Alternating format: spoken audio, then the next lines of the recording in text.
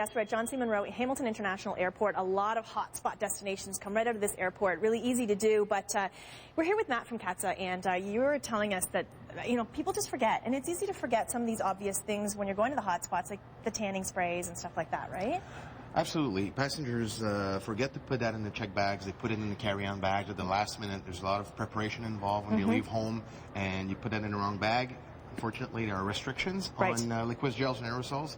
In carry-on bags, it's 100 milliliter or less, and we can't allow that through. But it's perfectly allowable in the check bag. In your check bag. So, I think some people want to put it in their like carry-on so that they can run to the beach and spray and go. But it's not convenient at the airport because it really does hold up the lines when you guys are here for security check, right? That's right. On weekends, there are a lot of passengers, 5 flights going to study destinations, and again, when we have to remove or intercept one of these items, it takes time. We have to open up the bag. The passenger has to decide if they want to get rid of the items or go back to the car or give it to someone. Right. It really slows down the process. And what we want to do is to screen passengers quickly, effectively, and make sure they're on the other side, on time, ready for their flight. Absolutely. Now, some of the things that people need to remember, some rules with belt buckles and shoes. Let's kind of clear that for people. Yeah, that's right. So there's two parts. You need to know at home when you prepare what to put in your carry-on bags and what not to put. So these things we don't want carry-on bags.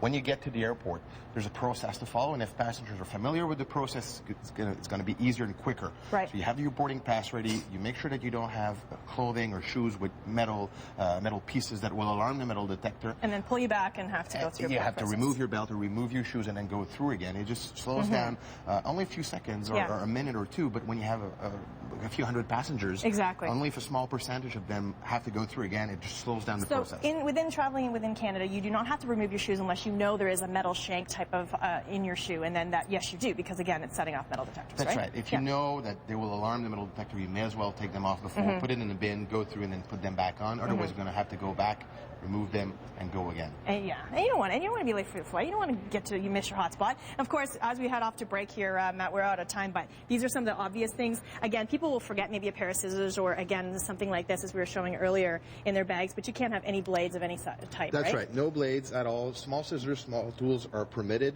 but all the things that you see here were intercepted in the past few weeks here at the airport. Can you believe that? People, look at this. This is a belt buckle. Looks like a gun. It's a lighter, torch lighter. Wow. Scary. That's just scary. And these are illegal in Canada.